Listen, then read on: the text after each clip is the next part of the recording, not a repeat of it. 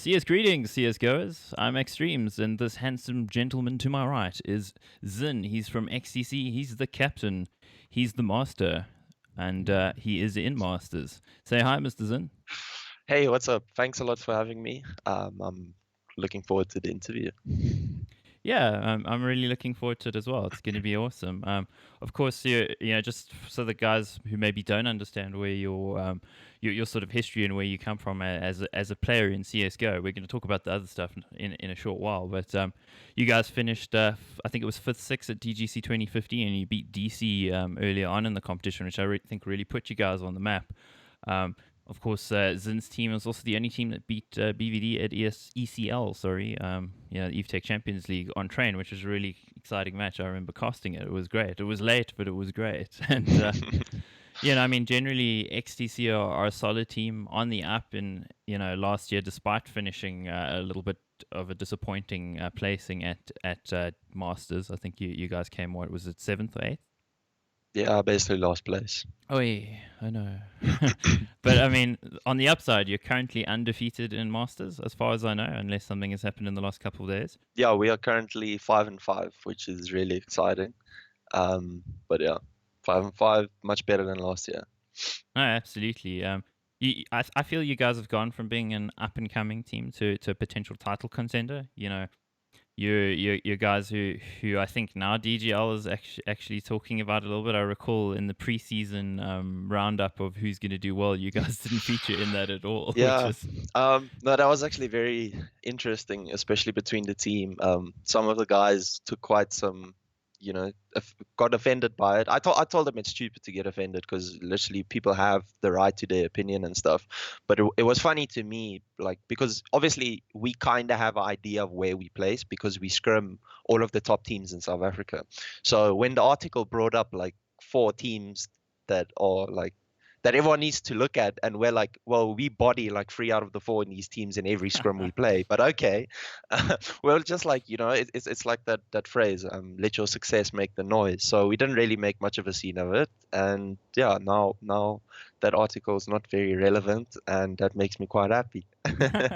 Yeah, I think that's something as a player you always want to prove your naysayers wrong, and you also always want to prove a point to people like me who say things about you and are often mostly wrong. But you'll be happy to note in the article, and good luck, have fun. I did actually say you guys are of the guys to watch. So much appreciated. Much appreciated. But yeah, I imagine many people go, look at what this guy's saying. Look at this Extremes guy. Why does he have a hat? Look how weird he is. Look at his funny teeth. He doesn't know anything. The big mic, etc. Yep, the big mic. Mike with the big mic. So, Hey. yeah, the bad jokes are flowing. It's early in the morning, just so you guys know. It's just on 9:30 on a Saturday morning. I was in Cape Town for a few days, which is lovely and warm, and now it's raining and cold in Joburg. So, xiN, of course, sitting in beautiful Stellenbosch, yeah? I'm actually not, actually. I'm actually in Pretoria right now, but what, yeah, are you guys boot camping or something? No, I actually transferred universities. So I'm not studying at Stellenbosch at the moment. I'm studying at Tux. So Holy shit, this dude. is where I'm going to be this year. I didn't know that, man. We should grab a beer sometime or something then. Yeah, we should definitely do that. Cool. Well, depending on how this interview goes, let's see. Maybe you won't be talking to me anymore after this. Yeah, maybe it's a block on Skype, a block on Twitter. Who knows? We'll see where this goes. But yeah, let's get started. Let's talk a little bit about your COD career. I mean, I understand it wasn't a long career, but what did you achieve there? Did you guys, was the team you're in any good? Did you achieve any good placements? Did you play with any guys you still play with? So my COD history, like you said, it's not. There's honestly not that much to mention. Like my CS career is much more impressive than my COD career. I don't think I was necessarily a bad COD player in any sense. It's just it was my first competitive online game. So when I went into CS, I already played COD for like 3 to 4 years. So I had a basic understanding of how like map awareness works and how you need to communicate with your team and how your practice schedule and practice routine and stuff are really important. And I think if you have that background and you start with a second FPS game, it really helps you a lot. But to just get back to my COD career, I mainly played Black Ops 1 and Black Ops 2. I'm not a COD 4 player, um, which I sometimes get called. Don't know why. I was But waiting anyway, for that. COD 4 is the best thing ever. CS no, sucks, COD definitely rules, kind of. not me. I do think COD 4 is a very good game, but I started too late. I missed the comp scene there. So basically, I never qualified for a LAN in COD. We came very close to qualifying for Rage and Black Ops 2. We were like in the Rage playoffs, and we lost the game to a team back then called Mythic, and it went like to 3 maps or something, and then we didn't make it. After that, the team disbanded. So quite sad ending to that. But like I said, there's not much to say. I did, however, play Black Ops 1 with Viking, who's now still in my CS team. We played together, so we've been together in teams for roughly more than 2 years now, maybe even Hmm. longer. 2015, 2016, 24. Yeah, it's like 3 years almost. So we've been together for a long time. Our coach and manager undercover is also a COD player. He's someone that has helped me so much in my esports career. He's one of the people in esports that I honestly I that has inspired me the most. I look up to the guy so much. He's such a phenomenal character, and he's now coaching our CS team. He also played a little bit of CS back in 2015, 2014. And actually, the whole start of XTC, the entire starting lineup was COD players. So xiN is a COD 4 player. Slinks was a COD player. Elysium was a COD player. Myself and Viking were COD players. Our subs were COD players. So I remember talking to you guys when we were scrimming in 2015, and you guys saying you were yeah, all COD players. So yeah, I yeah, knew a little bit about this. I remember that bit, but yeah. it's interesting. So I mean, obviously, it's just yourself and Viking. I kind of That's feel left. Yeah, yeah, I kind of feel the parallel because myself and Joe, Aeon, yeah, yeah. we came from Team TF2 Fortress. together. Yeah, yeah. I So thought so. it was Okay, also that's sick. quite an interesting. Of course, I stopped playing because I'm old and decrepit, but Yeah. he's still young with years ahead of him. But Oh, yeah. yeah, No, but so basically, also just to kind of dive onto another point. I know I'm kind of skipping the beat here, but anyway, um, skip away. that's also when people ask me, because I've been asked like, how do you get noticed and stuff? I don't know what to tell people Win. because I literally came from COD, made a team with COD friends, and I've been in the same team for 2 years. So I was never picked up by a team. I was never noticed by anyone. Or like obviously I've been noticed now and stuff, but my point is I didn't start off from scratch with no one and I was just looking for a team from the start. I did it the easy way, in my opinion. It might be the better way, but we basically all started learning the game together and took it from there. So yeah, You guys started in open division in DGL, right? In yeah, we started 2015. in 2015. We started in open dev.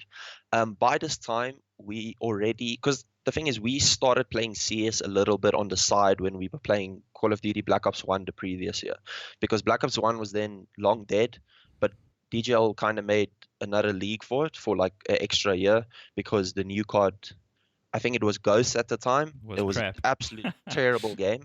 So we played Black Ops 1, but there was like literally it was between us and then a team called Ventus, who not Stain, sorry, Conspiracy played for, who played a Oh bit of yeah. CS as well, so people might know him. And it was basically between us and them the whole year of who's going to win the championship. Everyone else was new COD players, they weren't that great and stuff.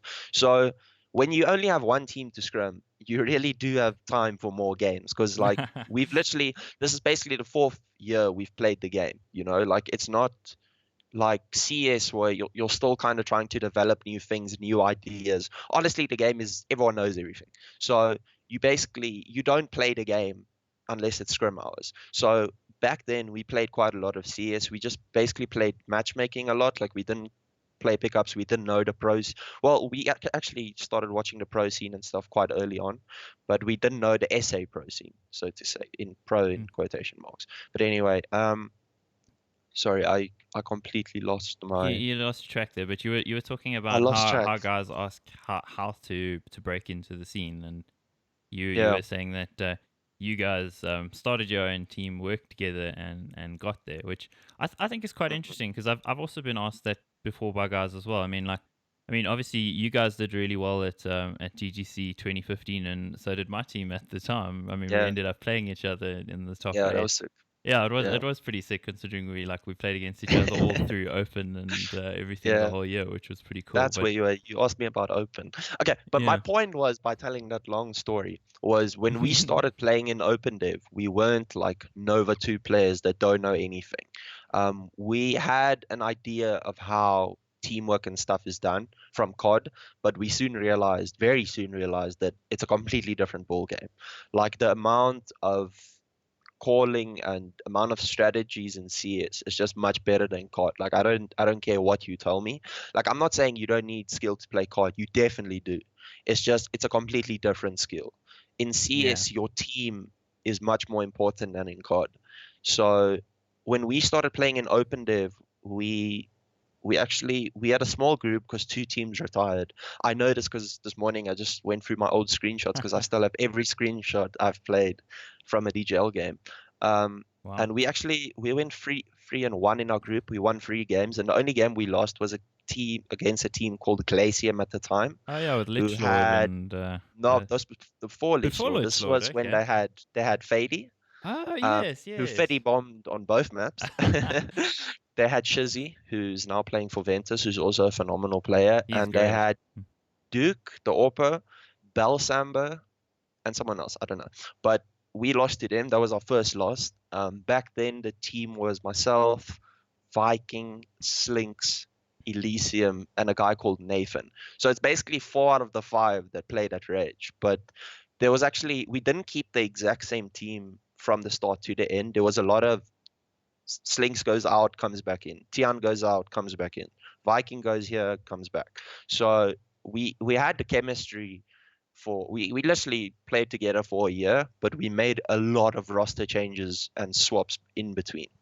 But yeah, we started in open dev and then we played in the playoffs and we got bodied by no, we didn't get bodied actually. We played Flipside. But this Flipside was a very old Flipside. So it wasn't the one with JT yet, was it? Or It was was he it in the was team? it Okay. was it was it was Zip Zip, Was it was Fady there already? JT. No, it was Zip Zip, JT.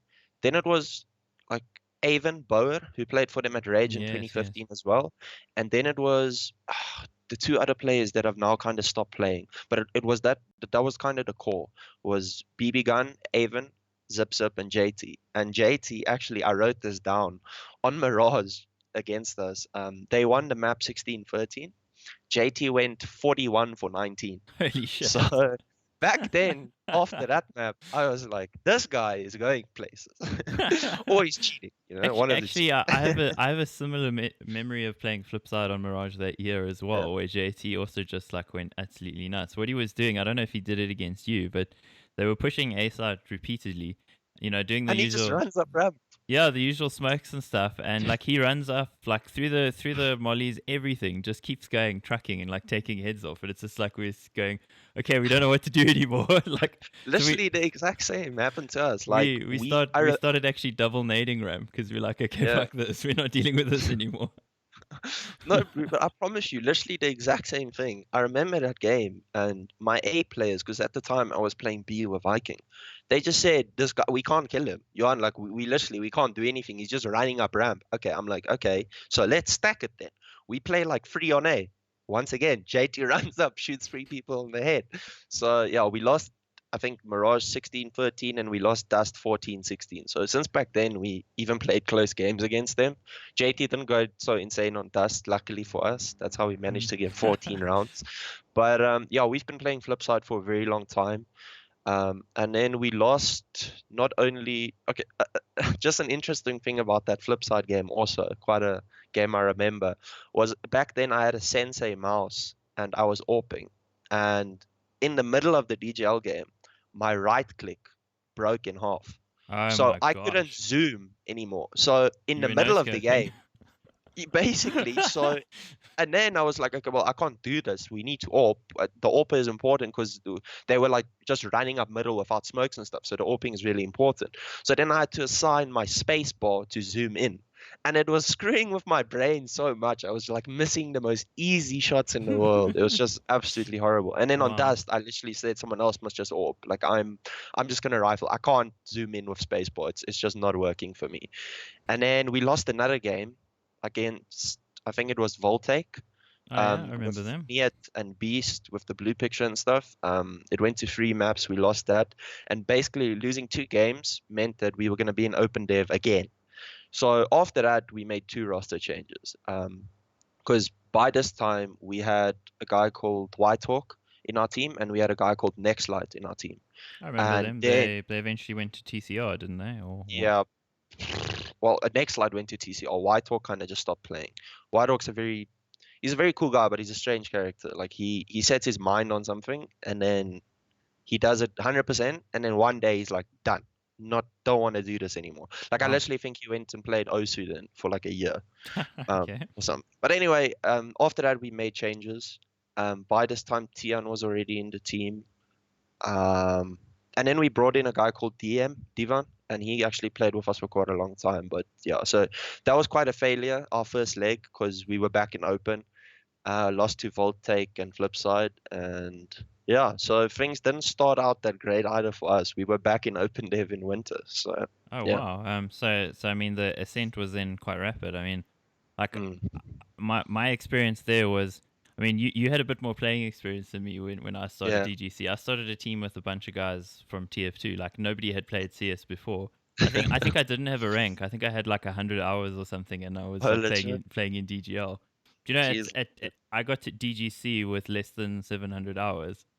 that is crazy. That Yeah. is really So, crazy. but I mean, But like we all I also did knew was you guys. competitive play. I didn't give a fuck about Yeah. anything else. I just watched demos and like played specifically for that. I didn't care about like matchmaking or whatever. It But was that's just actually a great example of if you put in the right type of hours, you don't need to put in that much. Like you have people that can't play the game with 5,000 hours because it's just they don't think when they play. They just run around and shoot. They don't analyze what they're doing. They're not trying to improve. So I'm surprised, but at the same time, I'm not surprised. If you use 700 hours properly, I can see why you guys made it that far. yeah, it was a combination of, I mean, myself and Joe used to sit and after practice and give each other a hard time about the strategy and what we're doing and how we I mean, there's no way Yeah, we could have come back from 11-4 in a CT off on Mirage against IFG yeah, and play T side and win without like yeah, that's crazy. proper strategy. I remember you guys standing behind us when Yeah, were we were so amped, dude. We were going crazy. yeah, but now fuck you, bud. You like you vetoed Mirage against us, took away our secret weapon. And we Of could. course, dude. We literally scrimmed you on Mirage as well, and I think you guys beat us on Mirage like quite convincingly, and we were like, no, there's no way we're playing Mirage. Have a good one, though. The only one who was like not afraid of us on Mirage really that we played at DGC was Bananas Brad's team Altitude. They were Oh, like, okay, we'll pick yeah, Mirage but they were against you also and we'll really squash good you. on that map. I'm Yeah, pretty they sure. squashed us, dude. They like Yeah, absolutely flattened us. But it's just interesting why I'm talking about. I mean, I shouldn't be talking about me, but where I'm like looking at it is going. It's interesting the parallels our careers had for yeah, 2015 that sort of struggle through open into mm, second and first and whatever. I mean, of course, in my case, my team we disbanded and myself and Joe got picked up by SSG, where which yeah. is quite funny because we used to scrim SSG at the beginning and they never took a map off us, and then Oh, we joined their really? team and we went to Okay. GGC, which is a little bit Yeah, like. that's pretty cool. How does that happen? But I mean, you guys had a much more consistent sort of thing where you guys were together. Obviously, there were players changed out, but Mm, during that period of a year, it was always you were always there. You were always on the AWP, yeah. which was good.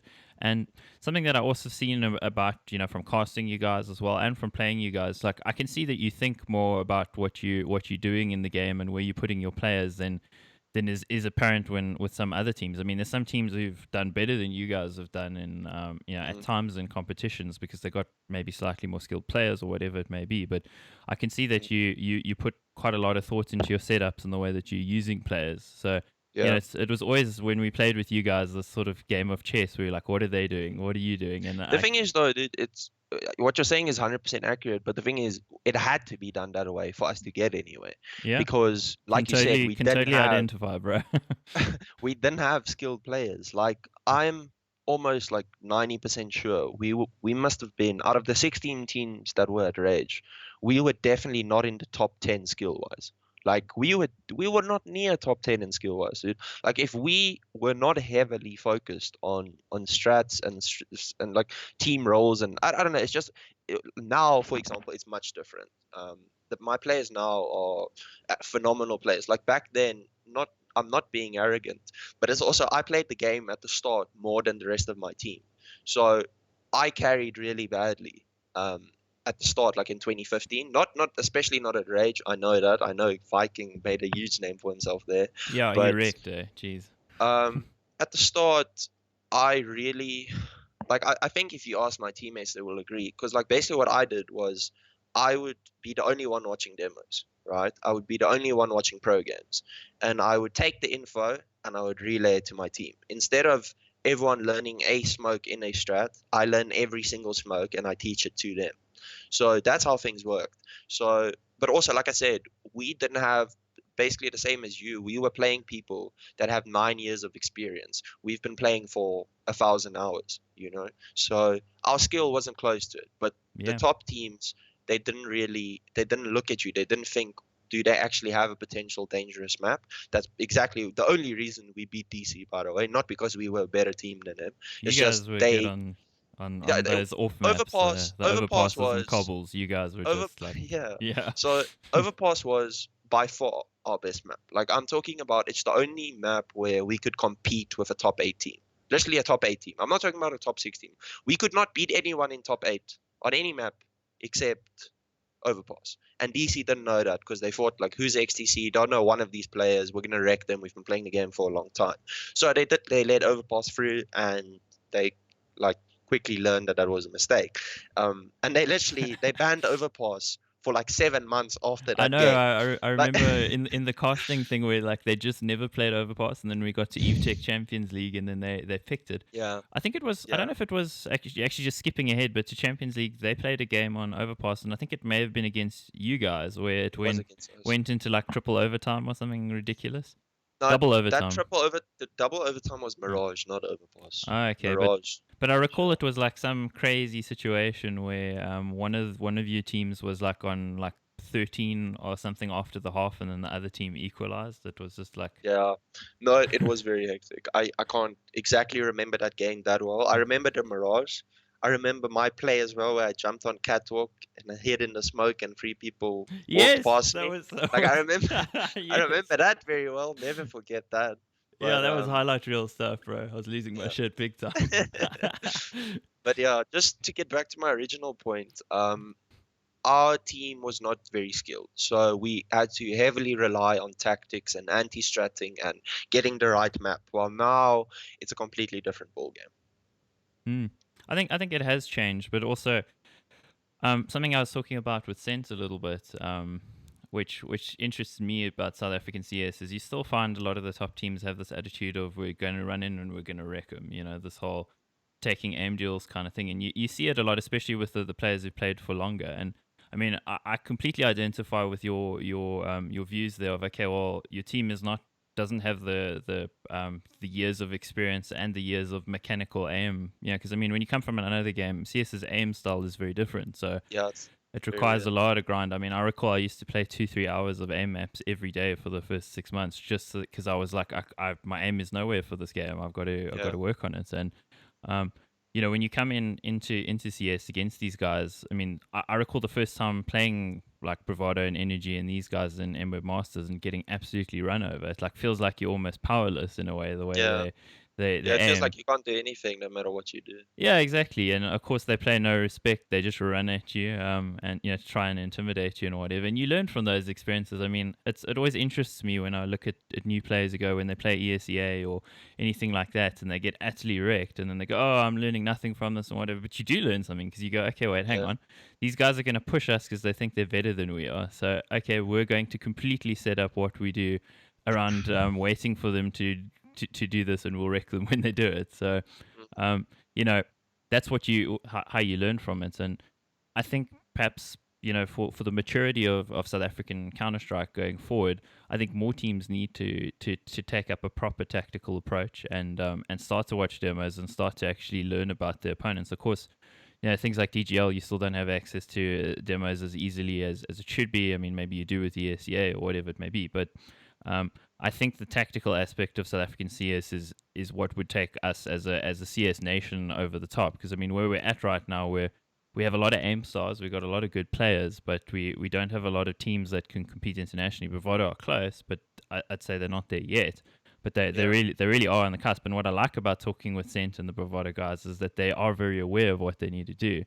Um, I just kind of feel like the below the bravado energy kind of level. I mean, you guys are like right there with those guys actually, as far as I'm Mm. concerned. But from like number 5, 6 down in Masters, the mid tier of Masters teams and into Prem, the focus doesn't seem very heavily on tactical play. It just seems Yeah. to be like a sort of run at each other kind of thing. And And I think that's a huge mistake, to I be agree. I honest. agree. I mean, like you wouldn't be where you are if you hadn't thought about it a little bit. Maybe it's because you're a university student or something. You're like thinking about things a bit more and going, okay, well, how can we beat these guys if we're not as good as them? I mean, Yeah. I totally identify with that as well. And having come through a similar experience, you go, okay, well, if we could do that with our limited experience and limited knowledge, but just by applying ourselves and spending time, how many other teams could cause upsets by Yeah.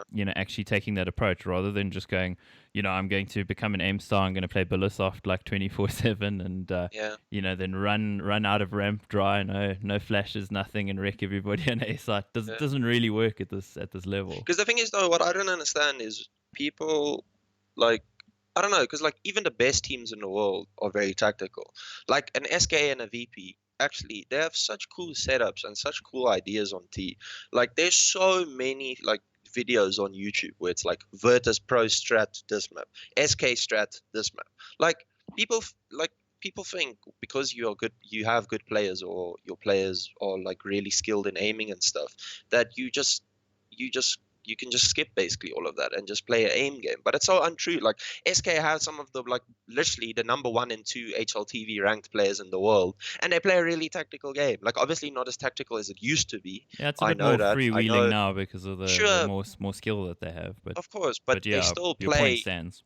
Yeah, and like they still come up with new CD setups and they still try a lot of new things. But I think it's not necessarily that people think it's not important. I think it's really an effort.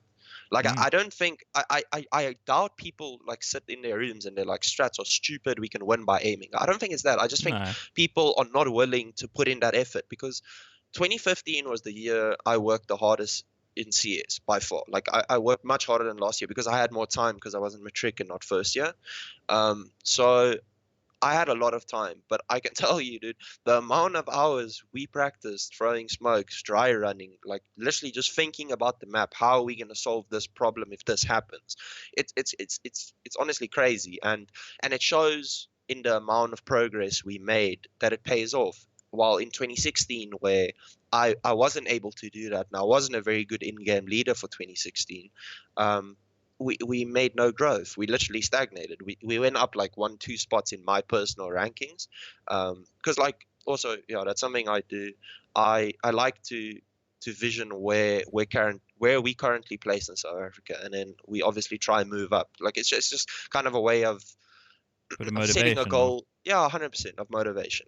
So I I really think it shows so badly. Like last year, we were absolutely a horrible team, and I understand why all of the hype around us were gone for this year, and how that's why I wasn't really mad when people say look out for Pulse and Flipside or whatever, but not XTC, because we didn't give them a reason to be excited about. 2016 was a joke. We kept changing players, nothing was working. We didn't make any progress, and it's honestly because we didn't have time, or I didn't have time, and because of that, it didn't really reflect on the team where I wasn't watching as much demos. I wasn't theory crafting so much. I wasn't doing those stuff. And those stuff are so important in improving. I really think it's much more important than your aim. definitely. I really do.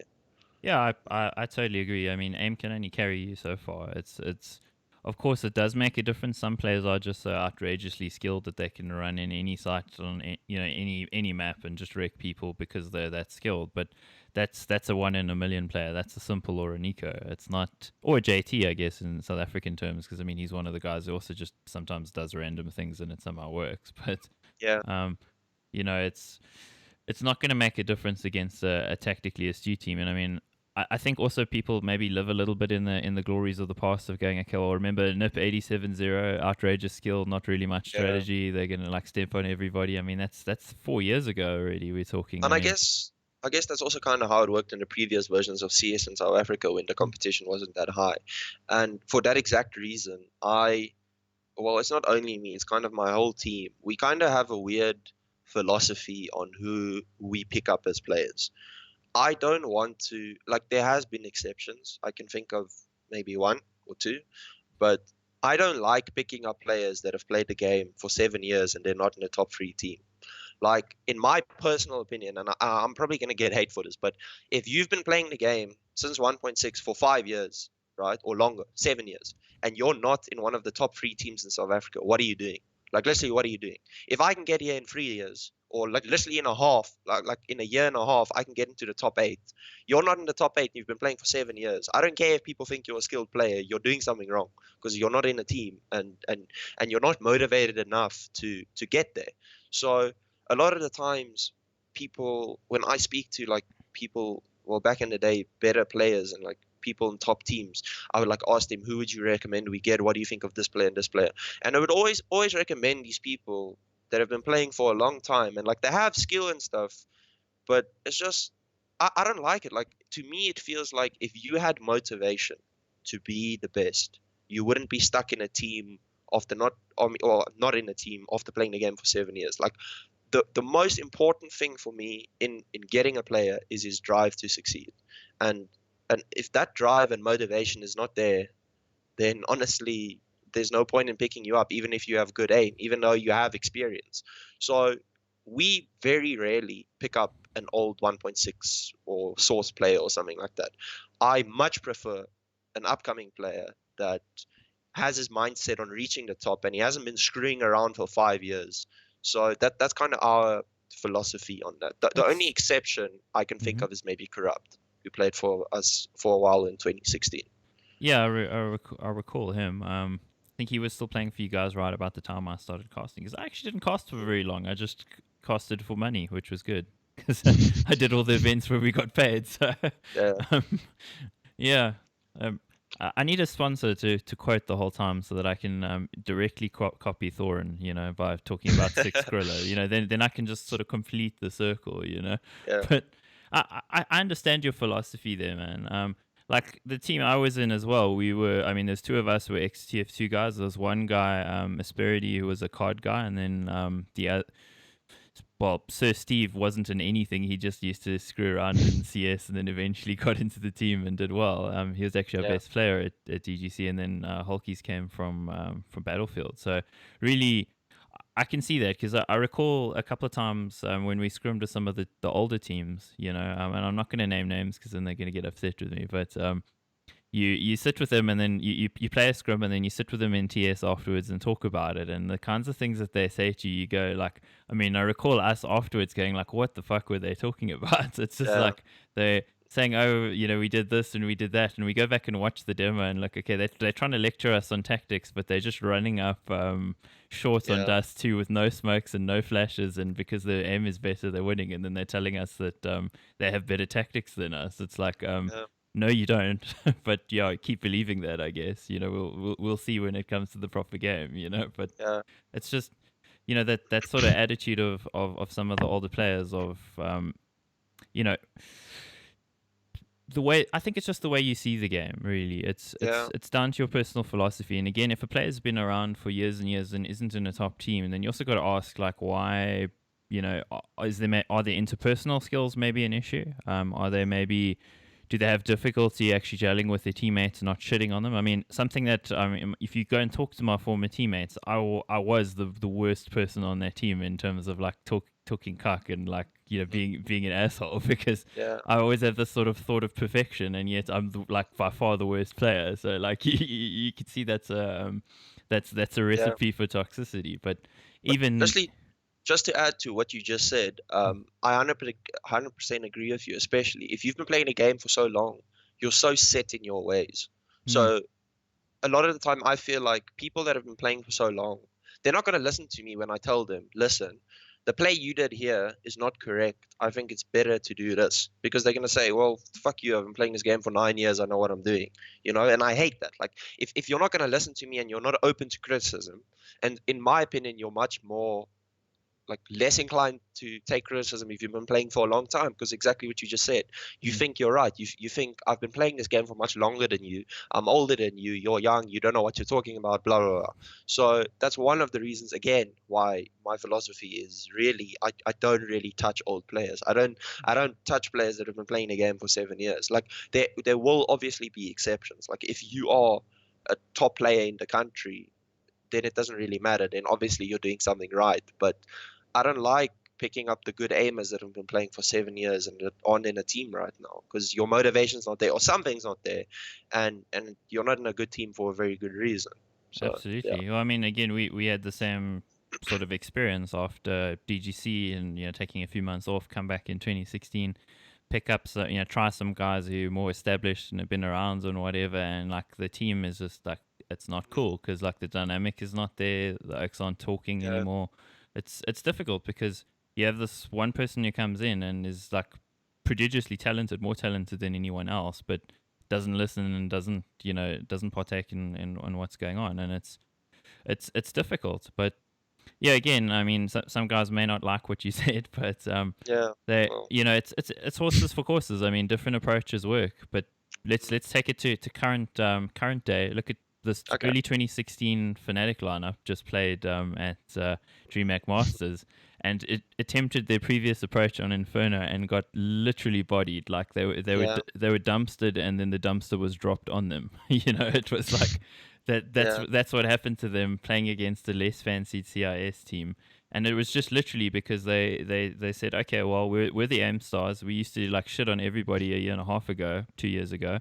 Um, we're going to do that again on this map that is now slightly different, and it's different enough that these guys have spent some time on it, have vastly, I'd say, not vastly, but significantly less aim skill than them, but have an astute in-game leader. You got Zeus, and what happened?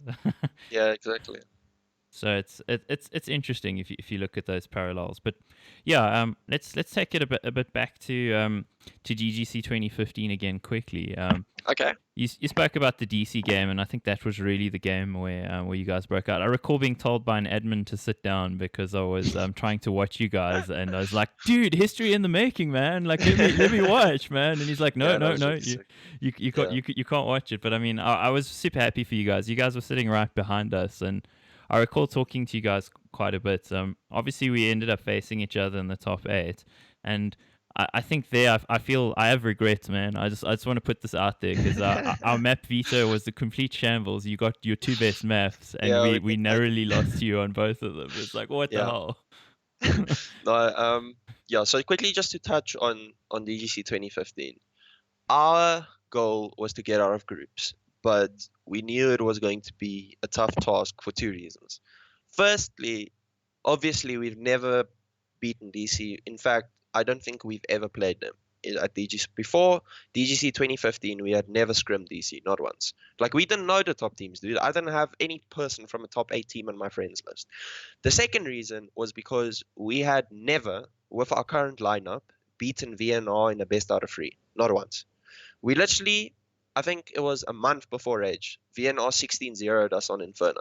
Like, we were not a top team at all. Like, we had a good placement and we played good against DC, but we were not a good team yet. So But you had the the upset goal, potential, which was we there. had the upset potential, but I'll get to that just now. Our goal was to get out of groups, right? And with DC, I literally remember we were boot camping at Viking's house for a week before Rage, from the Monday until the Friday. that basically, just to give you an example of how this boot camp went. The Thursday night, we're playing our last scrim before we go to bed, and the Friday, we're going to pack up our stuff and go to Rage. Literally, the Thursday night, we lose to a mixed team. Viking and Slinks stand up from their chairs and leave the practice room. They're like, done. Like, literally, we go into Rage with like the most team conflict there's ever been. Like, Elysium and xiN are not speaking to Slinks and Chris. And like, it was absolutely hectic. Like, the boot camp, it was great. Like, we practiced a lot, but yo, dude, we got bodied. Like, we got wrecked by APG. We got wrecked by Altitude, Bananas' team. We got wrecked by a mixed team. And literally, because the thing is, what happened was we were practicing Mirage, and we were practicing new executes. And then in the scrim, I called an execute, and xiN and Elysium couldn't remember their smokes. So Viking stands up and he's like, I'm not going to play with people who can't remember smokes. Literally leaves the room.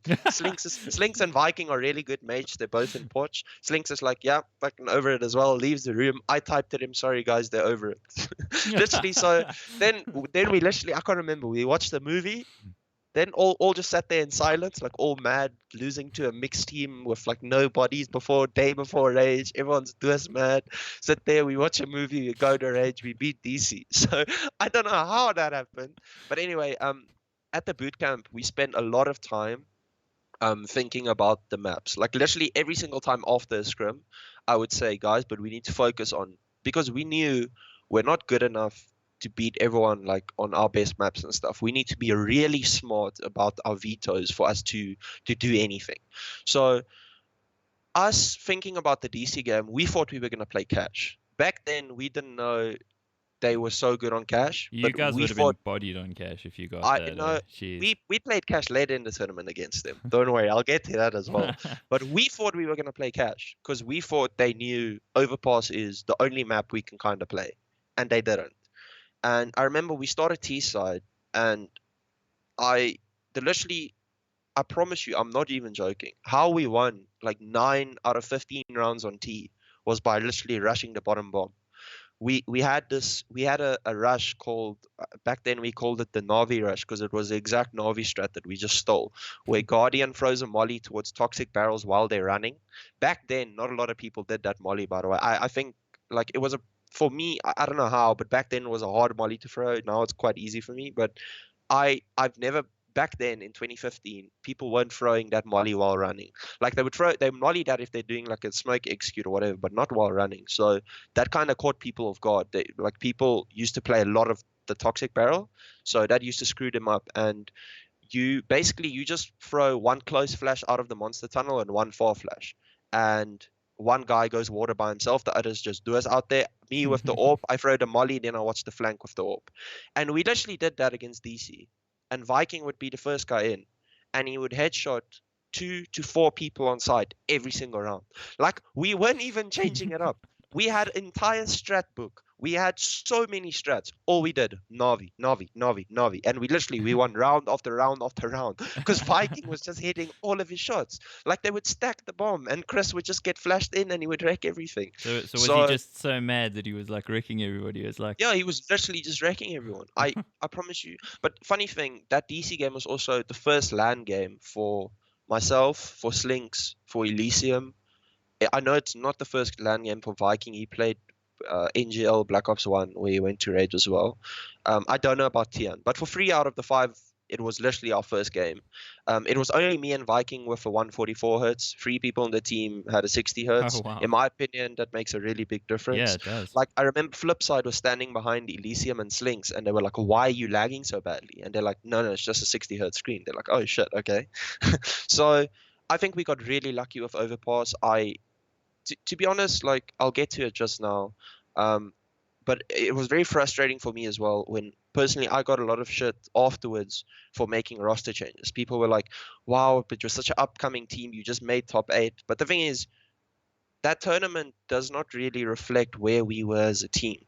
Like, we were losing against mixed teams. We were not in a good place. Like, we had a very good tournament, but that doesn't mean we're a good team at all. And that's what people couldn't understand. People like, why are you changing things when you just beat DC on LAN and you're doing so well. But like what they don't understand is it's one map we can play. We're losing every scrim. There's tension in the team. So there was absolutely we knew after Rage were changing. So yeah, Mm. I don't know. It was kind of like a final stand with that 5 lineup, and it turned out to be quite great. Yeah, I it remember was. how much I was shaking as well because it was my first LAN game, and I used to be so nervous. Like I would shake in online games. So being at my first LAN ever, I Sure. remember I would be like AWPing, and my crosshair was literally moving. Like I was shaking so much that my crosshair was moving. So very luckily for me, I was missing so much shots. Like I dropped the AWP basically the entire event. Like I was on rifle for Rage 2015 because I was missing everything due to shaking so badly. So Viking kind of saved me in that sense as well. Yeah, Viking was amazing. I recall. I mean, let's fast forward to the top 8. Yeah, I mean, again, like we got a bit of history because of that game where Yeah. I'm gonna blame Hulkies. Yeah, I'm gonna throw him under the bus. He screwed up our veto big style, bro. Because I mean, what we lost to what 16-14 cobble 16-13 overpass. Yeah, that's correct. So it I was. was looking at the Do you know screenshots today. we didn't play either of those maps? I mean, That's crazy, dude. you know, I don't the only thing that we had was the week leading into Rage. We spent an evening on Overpass working on a B execute. So No, but we played a you very guys weren't slow B execute you compared to guys you weren't guys that who bad played on Cobble fast. though. Because if I'm not mistaken, I think you beat DC on Cobble in a scrum or something. Because I We saw it went at to something. overtime and then lost in the Okay, scrum. yeah, but But I was like, you guys are probably gonna go with Cobble, but we can't not ban Mirage because we didn't play Mirage back then at all. Mirage was our first ban the entire year long. So that's kind of it sucks for you guys since that's your best map. But we did not scrim Mirage. We banned it the whole DGL. We banned it every single tournament. We could not play Mirage. So that was kind of a no-brainer for us, especially since you're good at it. But yeah, I don't know why you guys didn't ban Overpass. It's literally the only map we could play. I was just like, what are So you yeah. doing, dude? What are you doing? He's like, no, I've got a plan. It's like, well, what is the plan? You know, it got out of hand, bro. I Yeah. think if we'd gotten you on like I don't know, maybe a cash or something, we probably Mm, could have taken that off you. I think you yeah. guys ultimately would have beaten us because like really our expectations going into the tournament was literally none. Because I don't know if you know Yeah. this, but for 3 weeks prior to DGC, I wasn't even in South Africa. I was in No, Germany. So like I didn't play any that's CS. Our only preparation was a scrim against DC, and I played a bunch of retakes going into it. So it yeah, no, was that's they even played a couple of games without me, you know, with the sub. So yeah. who did a great job. I mean, that's also part of I think why we managed to keep maintain the momentum. But I recall sitting at DGC, like we played a scrim against VNR on the first day. Yeah. We lost 16-2 on Yeah, cash, she's like it. and like on the But that first that day, and VNR team was quite good though. Like I really think that VNR team had a lot of potential. Like I said, they wrecked us in scrims and stuff as well. Like 16-0. Yeah, the VNR game was also quite a legend game because we won 28-26. So that's like 5-6 overtimes. And that was like I said, that was the first time we had ever beaten the VNR was at Rage. So sure. that was really cool as well. No, And that I remember Tian had 40 kills, Nod had like 50 kills in their team. So jeez. that was quite hectic. Yeah, Nod, Yeah. whatever happened to that guy? I don't really know I that haven't seen him as a playing for. character. But But yeah, I mean, I can attest to what you're saying about Viking just being so dominant at this tournament. mhm. Like, it's kind of like remember when Flusher used to put in his name Flusher Mad. You know, when he Yeah, was like wrecking people. Like that's yeah, kind of what like Viking was doing. Because I yeah. recall at one point, I think it was on Cobble. Mm, It was him on T side alone against three of us, and he killed all three of yeah, us. And it was just like yeah, we almost felt powerless because it was like, okay, we're yeah, actually ahead in the game right now, and this dude like for however we all coming at him at once. Surely, like one of us is gonna kill him, and it's just yeah. like rips everybody's head off with the AK. It's like No, it was crazy. it was like pretty early on in the game. Of course, the other thing we got to remember is I don't know, maybe the results of DGC could have been totally different if it weren't for all the freaking DDoSing that happened. Because like, Yeah, no, I remember that as didn't we well. start We that DC game like three Yeah, times over Cobble. or Yeah, something? we I mean, restarted Cobble a lot of times, and I know the Altitude flip side game was also had a lot of tension. Like mm. people would be up and then they restarted, and then also yeah. But Yeah, I recall I the one remember of VNR yeah. was up against DC as well, like 7-0 on Inferno. and then the whole game got restarted, and they played the next day, which is quite weird to me. In my opinion, Mm. I honestly think that VNR could have beaten DC that night. Like after they played us and it was the loser bracket game, they were literally they were up 7-2 or something like that, and then the game restarted and then they played the next day, and then obviously because I think DC had a bit of an off day as well. Like I really do think DC had an off day the first day of Rage, so I honestly think VNR could have taken that Inferno game, dude. But then the next day everything was reset. DC just back to them old selves, wrecking everyone. Hellhound hitting the heads. But yeah. Yeah, it was interesting. I mean, I'm in the same situation. I look at it and go like, well, we probably wouldn't have beaten IFG if we hadn't restarted the game a million times. And Yeah. we, I mean, hey, actually, we were up like 6-0 against you guys on Cobble at Yeah. one No, of the times when we I restarted. know. Yeah, I know. I remember. But yeah, you can't cry over spilt milk, of course. I still cry myself to sleep. I hug my pillow. I've got my special anti-XTC pillow that I hug and cry into. Mhm. Could have been pro, but dreams dashed by you bastards. Dreams dashed. No, But yeah, I just think to add to the sorry. Viking thing. Mm-hmm. Yeah, sorry. Literally after we beat DC and we wanted to shake their hands, I remember back then I didn't know it was Style, but it was Style. And he literally came and he's like, he like walked past me and he's like, "Who's Viking? I want to meet this guy." Like literally, they were just all like, "Who the fuck is Viking? Like who? I want to see what this guy looks like." Like I'll never forget that. Like the rest of us just standing there, like, "Yeah, hello." With the rest of the team, you don't know us either. They don't remember your names. They just remember Yeah, this. they're just like, "Who the hell is Viking? Never heard of this guy." So Christopher, yeah, mm, the man. Well, the man. that's a different guy actually, but Yeah, whatever. so I mean, it's we've spoken a lot about DGC, but of course we both have a lot of shared memories there. But I really think it's the thing that put you guys on the map, and Yeah, it kind of set you guys up for your career path. Of course, there was last year, for you guys as well. We've already talked about a little bit in terms of how things went, and of course how the focus was different. I mean, there was Cape Town Rage. That was sort of, I mean, it was an okay tournament. it Coverage. was literally we played one game at Cape Town Rage against APG. So it was, I think they were about number 3 in South Africa, and we were about 7, 8, and we were playing with a sub. We were Mm-hmm. playing with Danwell, not Danwell, like Ravsren, like Dan, who's Mm-hmm. literally not even a CS player. He's an insane FPS player, one of the best COD players in my opinion. But he did a good job. Like he's not the reason we lost. It's just when you go into an event and you play with a sub, and you're like playing a team much better than you. There's honestly not much you can do. Like we fly to Cape Town to play all 2 maps, get wrecked on both. Bye, have a good flight home. Like that kind of sucked. Yeah. Yeah, I mean, for me as a spectator, I found it difficult to watch that tournament just because, like, the people on camera were like, it looked like they were in the dark and it sounded like they were in somebody's noisy bathroom. So it was a little bit of a hard thing to watch. I did watch your game, so yeah, it wasn't good, but you guys moved from there. I mean, obviously, on in the season there was ESWC qualifiers as well. I mean, did you guys made it to the quarters? Was it, or I mean, I'm trying to remember now. Actually, I can't remember that much of that tournament, to be perfectly honest with you. I know we played. Yeah, we definitely made it past like the initials. We did make it to the quarters because we played Maniac's team. He played with Munter and Chronic. I can't remember what they were called. I just remember it was Maniac, Munter, Chronic, Spartan.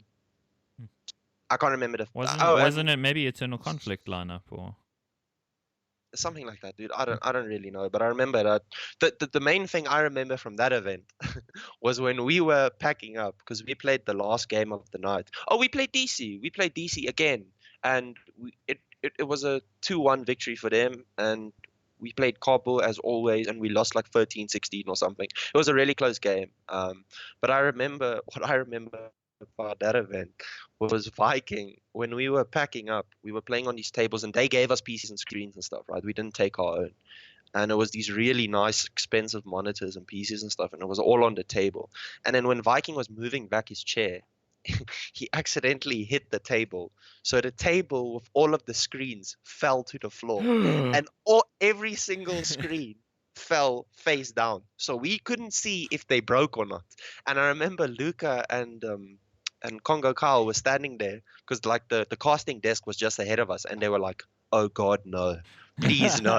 And like Viking has like his hands on his head and like he picks up the screen, plugs it in, works. And we're like, oh God, thank fuck no. I don't know how I don't know what would have happened then.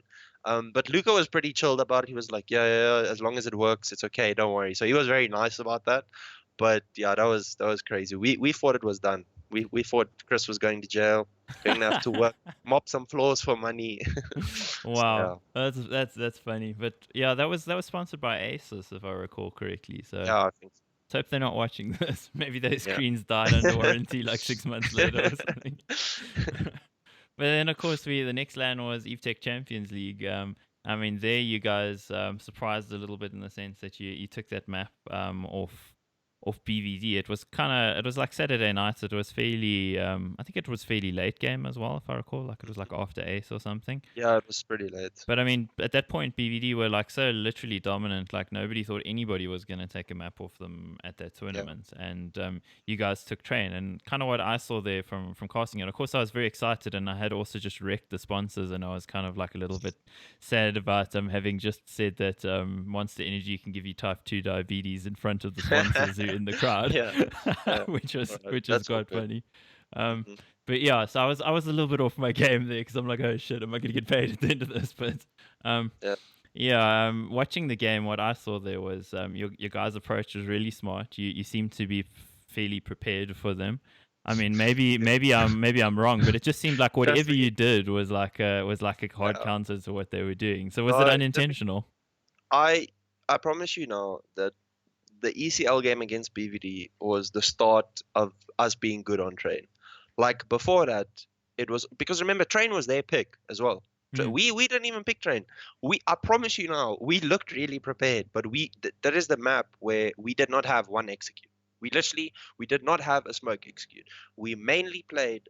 The only way we played the map was we take map control, we fake a little bit, we hit a site where we get information. Like we didn't have, especially, and the weirdest thing was we had never like analyzed pro games and looked for better CT setups and stuff. Our CT setups just worked. Like I don't know why. Like we later on when we started playing train, we swapped Tian Ivy with Aiden or so, I can't remember.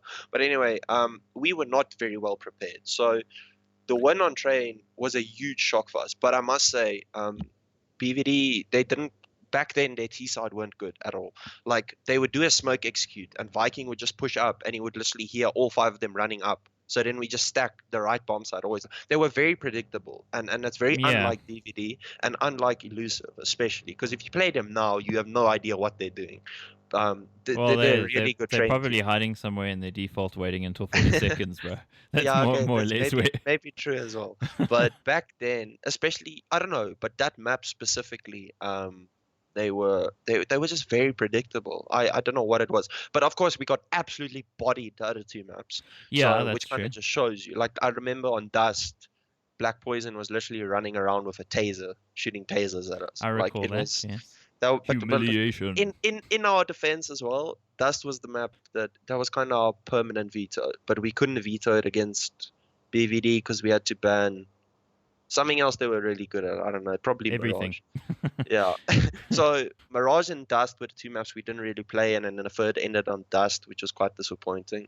But yeah, we didn't do anything special. There wasn't specifically a standout before. I personally didn't play it well. I think Tian had actually a very good game. Yeah, he had the Um, best performance, but I mean, like as you said, Viking it's was not like a really very aggressive there towards yeah, E-Box, and what I saw out of it was watching your guys' setups. You didn't look like you had crazy T sides, but it yeah, just looked like your CT side was locked down, and particularly like a couple of rounds, Tianki like he clutched pretty hard that yeah, game as well. But yeah. it Which is just quite uncharacteristic of yeah, Tian. Tian's exactly. a Because very I good mean, player, but he's not a clutch player. no, He's he's like an usually entry practice. yeah, So he's yeah, he usually can. the guy who's doing the donkey work, and Yeah, he had a great game. But yeah, mm, it was just interesting to see because I mean, now hearing about it now, and I think back on that game, what you're saying about what Viking was doing, like he was mm, getting a lot of information because he was being very aggressive CT yeah, sides because it just felt like you guys were waiting for them every time they came into a bomb site. So yeah, it's interesting to hear that dynamic. So on stream, to me, it looked like you guys had this like crazy preparation on CT side, but in actual fact, Yeah. it was just the information Well, it plays. was a very natural thing, dude. Like I said, Mm. they were just quite predictable, and Viking gave us a lot of info by playing it. And like I said, I just their approach was maybe, I don't know, maybe they were too focused on playing the map in a way that maybe Europeans play it or something. I don't know, because they're quite good on train, dude. Like that's the Usually, weirdest yes. part to me. So I didn't understand what happened there, but I wasn't complaining. It was one of the proudest moments of my CS career so far. It was really sick beating them. Um, but yeah, I also remember like they had quite a bit of conflict between them afterwards. So I Yeah, I think do in the remember game that. there was some tilting and stuff happening. Like I remember Ruan like talking to Black Poison and stuff about something. I don't know. But yeah, there was not hectic preparation. It was quite a surprise for all of us that it ended so well. It also started an interesting trend of seeing your players at restaurants after matches. Because I recall seeing, Yeah, that's true. I saw Carlo and I don't know who else it was at Cattle Baron then Yeah, I remember. No, I was there as well. I oh yeah, remember yeah, we you were the there, hub and with like you guys were got super some happy. steaks. Yeah, no, And it was sick. then where we next saw you at a restaurant was on the way to Spur, Yeah, I remember. at Northgate after was it Saturday night on Yeah, I at think so. Masters, and you guys looked like somebody had died. You Yeah, guys, no, that was very disappointing. yeah, that Um, tournament's like I guess the less said the better, but but it's just to kind of touch on 2016 as a whole, we had a lot of roster changes in 2016, which was a mistake. Like literally, so we after Rage 2015, right? Elysium retired, didn't get got retired, and Slinks. Then we got in Carlo from APG because APG disbanded, and Carlo came to me and he said, "I want a team that's as dedicated as me."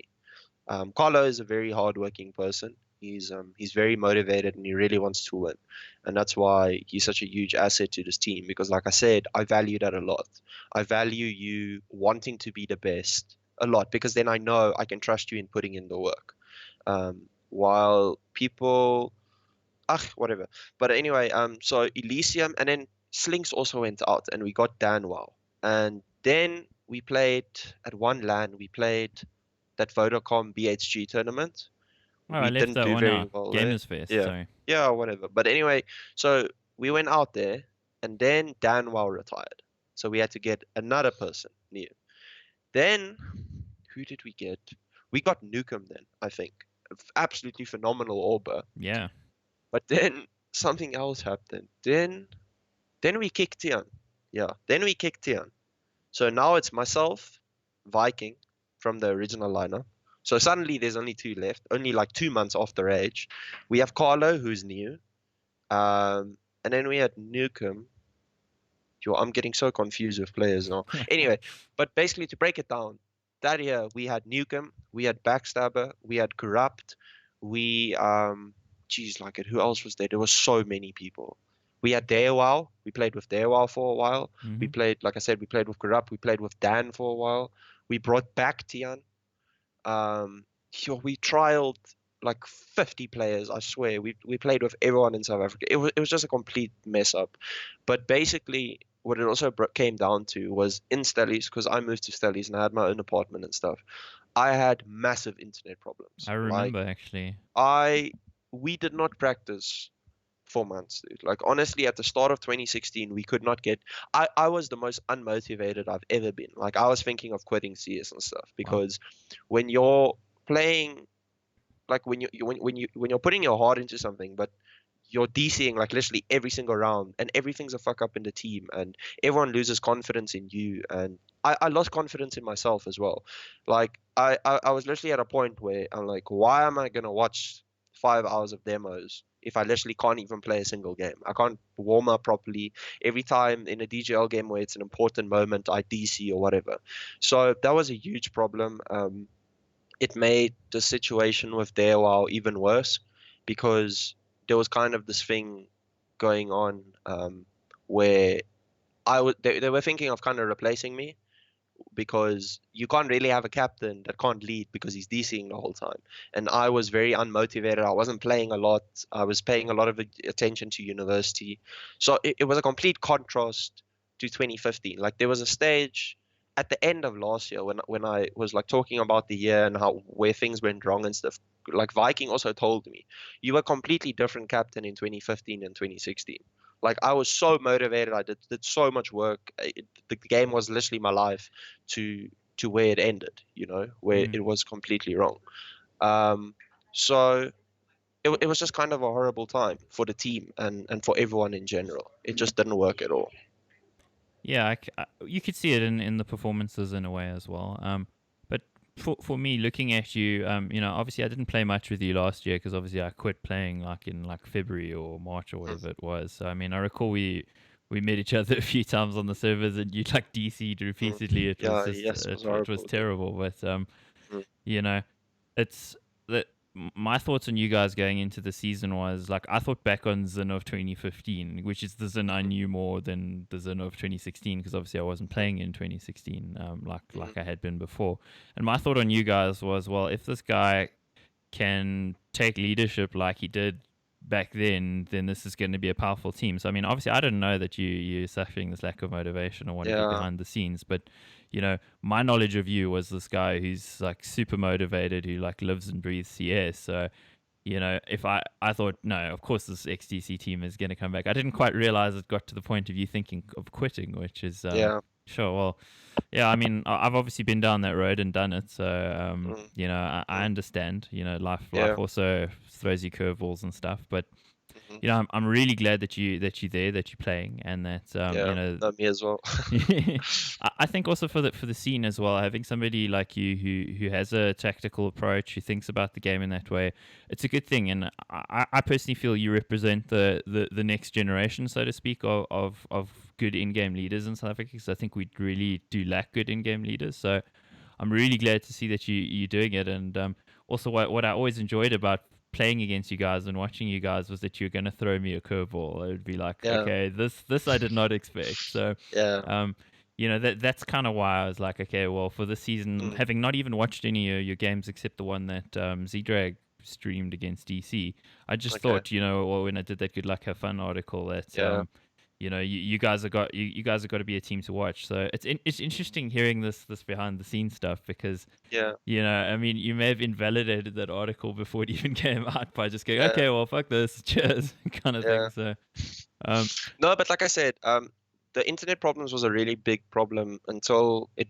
basically got fixed. So I did then get proper ADSL, and so I can't blame the whole year just on internet. But there's just a lot of things happened where I was just honestly there was a lack of motivation, and we were swapping players so much, and we were swapping roles so much, and it just we had no idea what we were doing. Honestly, like there was no time to grind it out when we had a problem.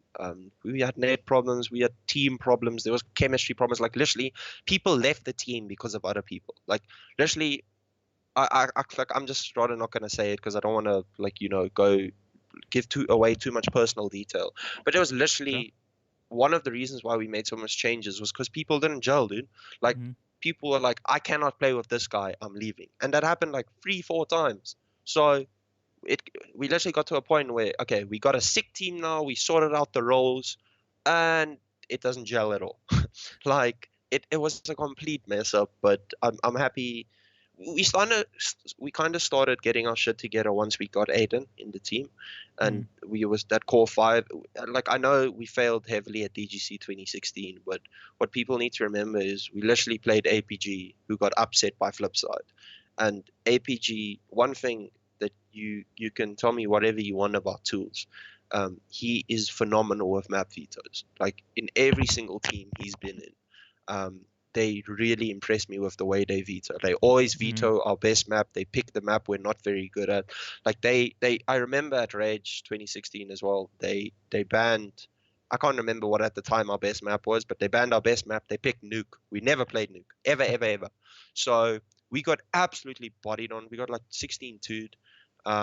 So that was horrible. But once again, we knew at the end of 2016 when things started getting together, we still needed time to become a good team, but we knew we're on the right track again. We're on this road where we have 5 people that gel well, we're motivated, and we just need a little bit of time. So Rage was very disappointing, but at the same time, it was motivating because we knew we've kind of fixed the problems now. Now we just need to put in the work.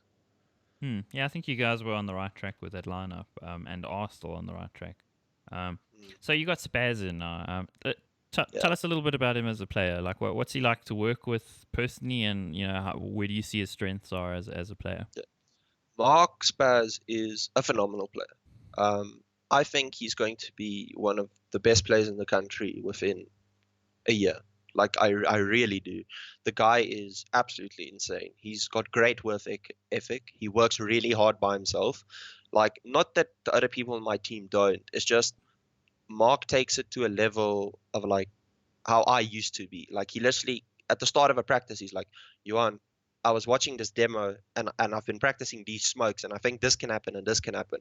And I kind of appreciate that so much because since I'm like at university now and not at school and stuff, I don't have that much time to do what I did in 2015. Like, I'm obviously trying my best, but I don't think I'll ever be at that level of effort due to just I have other things in my life going on. I can't 100% focus CS. I can't play CS from right after school until I go to bed and repeat that every single day. I just can't Well, do that. and until you start So, getting paid, right? and still I got to start getting paid. Yeah.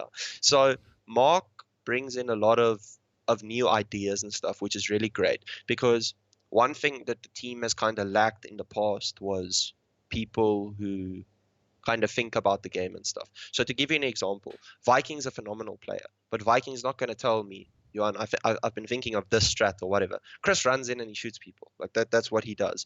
Carlo, so bringing Carlo firstly helped a lot because Carlo does think a lot about the game and stuff as well. So that's P&D.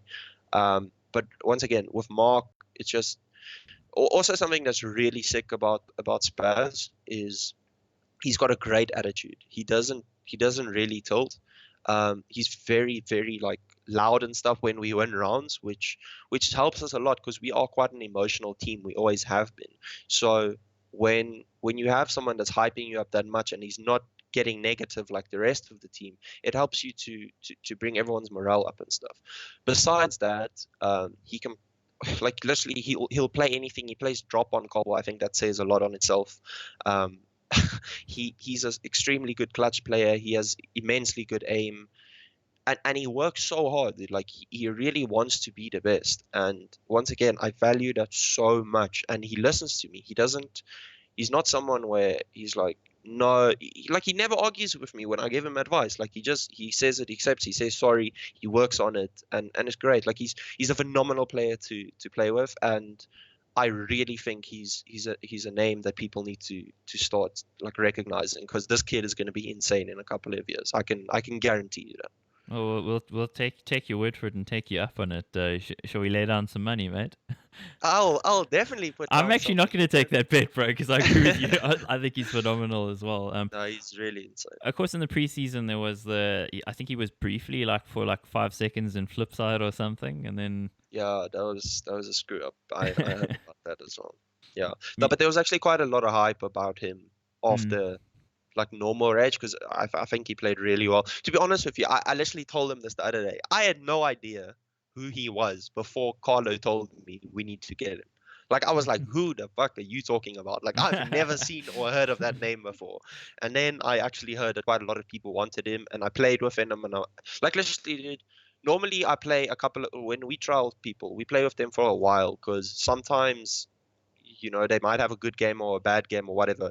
I played one game with Spurs and I knew this kid is something else. We have to have him, and he was very keen to join us because he gels quite well with the team and stuff. So he's a great guy and he's a really good player. But not to put all the spotlight on him. Aiden joining also helped the team a lot. Like the core is now basically was now for 2016 me, Carlo and Chris. So me, P&D, Viking. So hmm Aiden as well.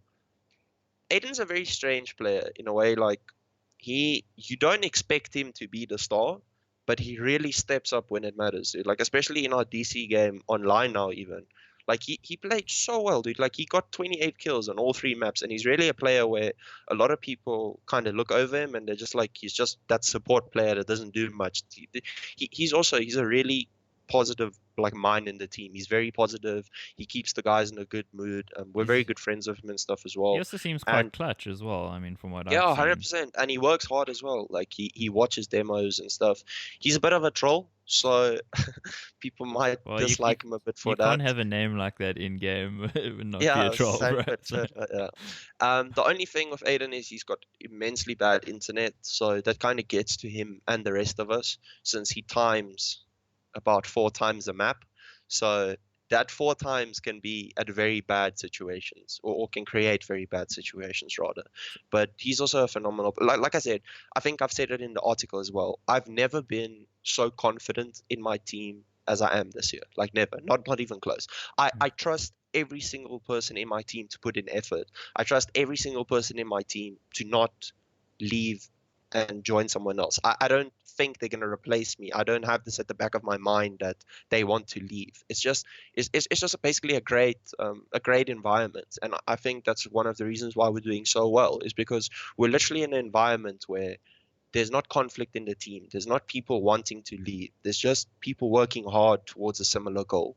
And I think that's kind of the key that has changed this year, except for the effort, obviously. But I mean, in the mentality wise. I think it's looking tremendously promising for you guys. I guess it would be fair to say that Aiden is sort of your Zipnix Yeah, 100%. in terms of what he actually brings to the game.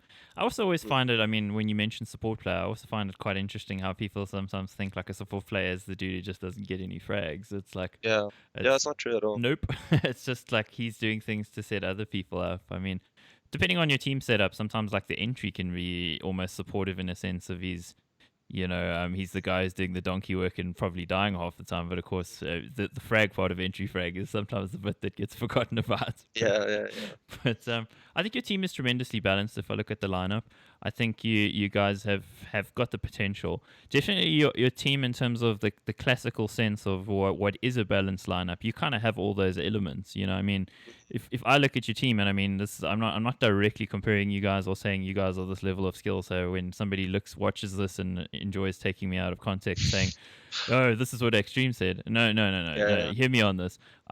If I look at like the current, actually the Astralis lineup at the moment, they've got kind of all the classical elements of a good team in the sense of you've got a really strong entry player in Dupree. You've got Zipix, who's the clutch master and also happens to be probably the best support player in the world. You've got Device, who's one of the best AWPers and also can rifle insanely. You've got Kirby, the young talent, who's almost kind of like your Spaz in a sense. yeah. I mean, this just young guy who's just quietly goes about his business wrecking people. And then, of course, you got the sage in-game leader with who spends his Yeah. time working over things and can also frag. So, I mean, you guys kind of have those same elements. It's just, of course, I mean, we are comparing Yeah, no, of course, of very course. The best world's best team tier one yeah. to you guys who not there. But it's just I think a lot of guys when they put together a team don't think of those elements of like who's going to actually do what. And Yeah. it seems like your lineup is well thought out. And No, but to be honest, that is definitely something that we've always kept in mind, though. Like I've said it in previous articles that I've done interviews as well. Is it also feels to me like people pick up a player because he's good, not because he fits a certain role. And that's a problem. Like if you don't, and that's why we've struggled a lot with like the AWPing scenario of me AWPing, or should I in-game lead more, or is it distracting me, or is Carlo better on a rifle and stuff? It's not. Like you can make an argument that we're both good players, but that's not the important part. The important part is you're good in your role in the team, and yes. that's what we've been struggling with. Like we knew we had the talent, we just sometimes struggle to decide how we're gonna make this talent work. How are we gonna put it into a team that's actually a good team. Like it's got all of the roles and it works properly. Yeah, I think you've got the elements, and I think 2017 is looking good for you. One last thing before we call this today, because it's a nice long video, and I like nice long videos. We've got so Esea press release that actually came out just a day or two ago. Because of course we don't know when this video will come out, so we can't say which day. But that whole situation. I mean, what are your thoughts on that? Honestly, I'm not surprised. I think if if we're struggling so badly to get enough teams to sign up for such like a great service, then it was only a matter of time before it kind of gets cancelled or they remove us from a tournament or whatever. You can't really blame them, dude. In my opinion, like they're not like they must look at the SA servers. Like there's not one game happening if it's not a scrum past 7 at night. You know, like there's not one pug. Like why are Mm. you going to invest money into a scene where your service is not getting used? You know, I think we missed out on a very big opportunity. I know people were complaining about it and people were saying there's some lag issues and whatever, but Well, you mean I one don't know. person? Yeah, one person. But anyway, yeah, it's a big opportunity that the scene screwed up. Maybe ESEA wasn't the right model for our scene, um, since our scene is very, I don't know. Everyone has this idea that if you're not good enough, you shouldn't play ESEA and you can just play below. And I don't know. There's some bad ideas that people have about the scene and stuff. I don't necessarily agree that the top scene is this huge secret excluded idea that people preach about. I don't agree with that at all. I think I think it's pretty easy. If you're talented, you'll get there. Like literally, Spaz, like take people like Spaz and Massacre and stuff. How can you to me you can't really make the argument that the scene is so excluded when people like them get picked up from Yes. nowhere. Like Leslie, who did Massacre and Spaz play for before? Like Spaz kind of played for Alright team before where he played I think he played for Ballers at Rage or something. But whatever, my point is no one knew him. They saw he was skilled. They picked him up. Same with Slowy from VNL. They Mm. literally their captain now is a guy that's played CS for like a year. So to me, that is a great example of how the scene is not so excluded from like the top and bot level. If you're good enough and you work hard, you get noticed, dude. Like 100%. Like I Absolutely. I definitely notice the teams that are up and coming. Like we played this team at a LAN called LAN X, that ALG team. They've got some really upcoming good players, dude. Like honestly, I was so impressed with with their game style because the thing is they have really good aimers, but I can see them kind of how XTC used to be in old 2015. They're working hard, they're doing strats. They're not just relying on wrecking lower teams. They're trying to scrim better teams to improve and stuff. So I don't agree that the scene is like the top part of the scene is like completely excluded from the rest and no one notices the lower part. I don't think that's true at all. If there's a sick player in a lower dev, there's no reason why I'm not going to pick him up. And I Absolutely. think most teams that want to win have the same mentality. But to get back to the SEA point, I'm not surprised. I think it sucks. I think it really does suck. It's a huge loss for the scene, but maybe the ESEA model wasn't completely right for a scene like ours. I don't know.